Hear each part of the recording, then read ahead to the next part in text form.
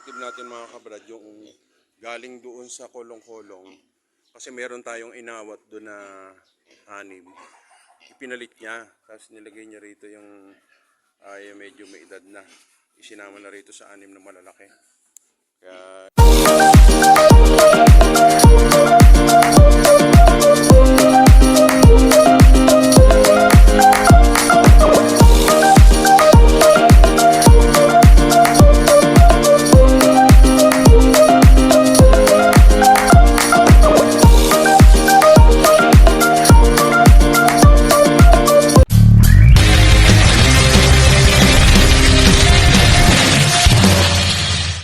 mga kabrad, kadarating lang natin galing sa Maribeles. Nasa 5:30 tayo dumating. Dumiretso nga muna tayo sa dito sa ating mini farm para i-check natin yung ating mga baboy, yung mga inahin, kung ano ba, natuloy ba siyang nagbuntis. Oops, pinagsama na ni Joel yun. So ito pa lang ginawa ni Joel dito. Native natin mga kabrad, yung galing doon sa kolong-kolong. Kasi meron tayong inawat doon na anim.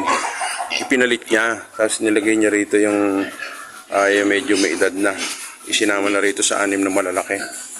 Kaya ito yung mga native natin yung mga kabrad. Ito naman mga ganito, hindi naman to nag-aaway pagka ganyan. Hindi naman. Tsaka yung ating mga inahin na puti. Positive to mga kabrad. Ayan o. Ito, lobo na yung ano na yung tiyan niya, halata na o. So, thank you Lord. Tapos ito si 13. Ayan din. Alsa na yung kanyang tiyan.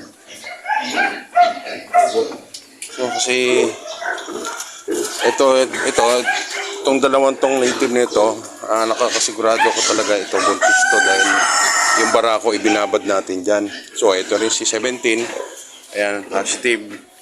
Kaya kung bakit nasabing nag-positive, makikita nyo yung kanyang dede na ganyan, yung mga ugat nakabukol or galit na galit.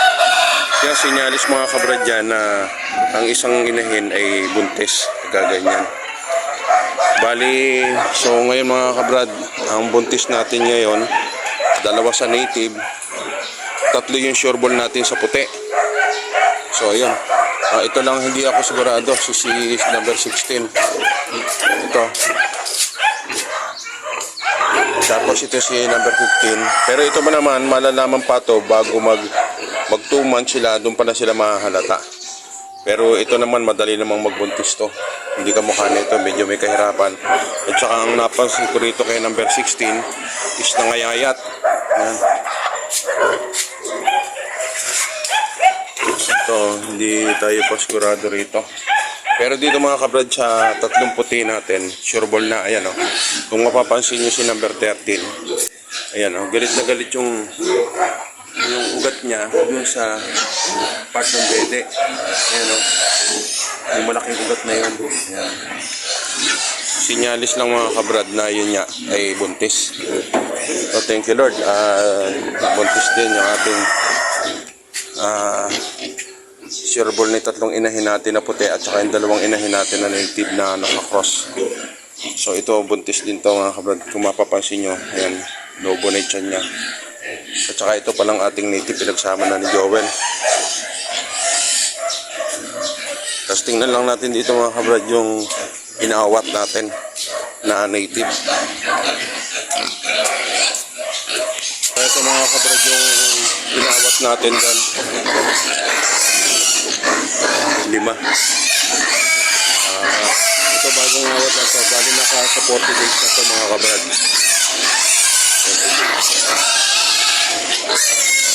Sapuntahan lang natin muna mga kabrad yung ating mga alagang manok.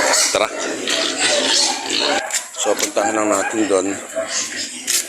So okay na tayo. Sigurado na tayo dun sa ating mga inahin puti na buntis. So ito yung mga bibi naman yun. Napalo ako ng inahin. Ito yung ating mga tandang.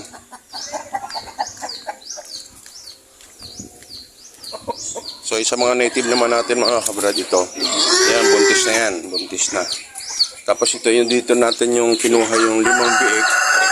At ito, sinama na natin yung barako rito para sa magiging bulugan.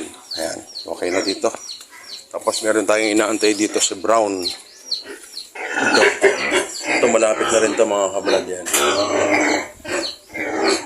Konting panahon lang. Tapos ito naman nabulog na ito sa taba. Dahil sinama natin dito yung barako natin may edad na. Ayan.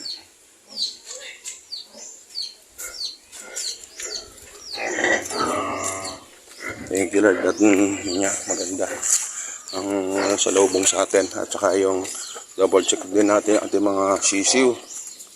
So okay. Ito. Well, meron ka pa bang Betrasin? Bukas mapa. Ha? Bukas. Bibili lang ako bukas. So ito, kailangan na natin lagyan ng Betrasin.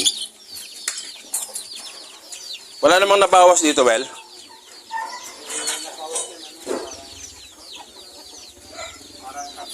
May nabawas ko pala rito 3. So, sayang. Basta yun, Well, yung 3 araw. O Betrasin. Dito sa kabila, may nabawas. So, ito pinawalan na ni Joel itong ating medyo maliliit.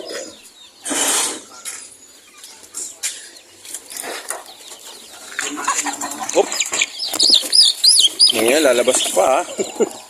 So, ito. Tumalon, lakas tumalon. Ayan. Kaya lang pag nakatalon eh. Pakarami na natin, Will. Kailangan lang talaga nito yung paghanda natin yung tag-ulan.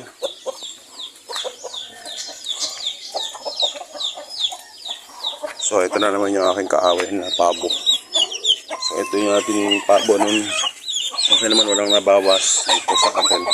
Meron naman tayong bagong pisang pabo uli. Sige, sige. Kabidyo ka. Meron ka.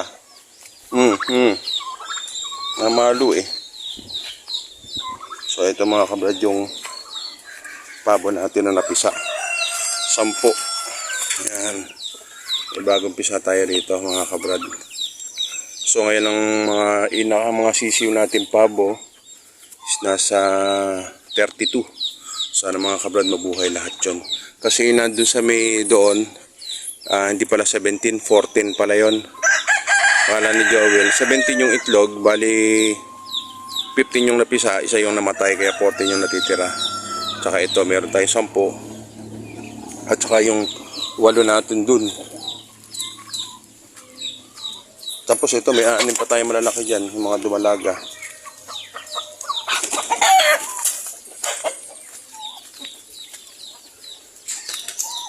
So ito yung ating ito yung 8 mga kabrod. Ayan. Sigla naman. So okay. Thank you Lord. At maganda yan naging ng ating mga alaga. Sige, paluin mo ako. Sige.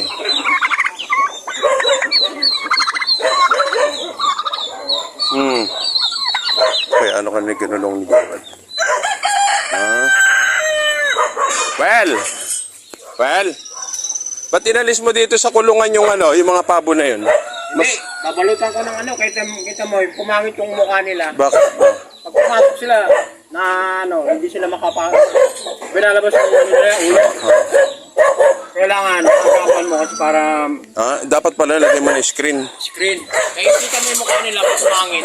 Oo nga eh. Kasi yung ulo nila, pag pumasok doon, hindi naman yung balik. Hindi, kailangan pala lagyan ng screen na green. Ilagyan mo ng yero, pero hindi talaga mubra. Kailangan talaga screen. Pero kailangan may balik sila doon. Oo. Para mas maganda yung Ligay ko muna, baka may mamatay eh. Kaya nga.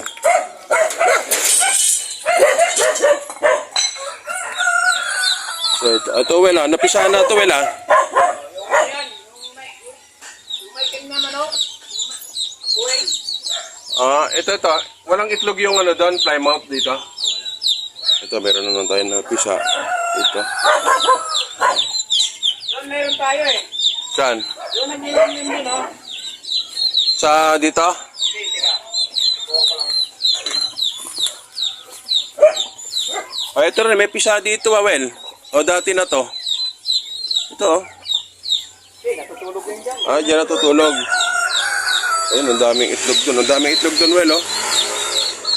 Ayun, ang daming itlog mga kapatid.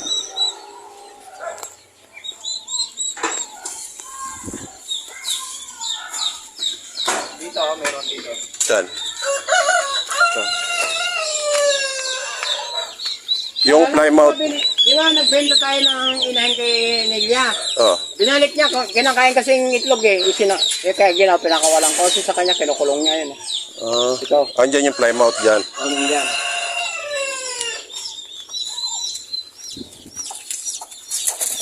Tapos dito, meron din tayo dito.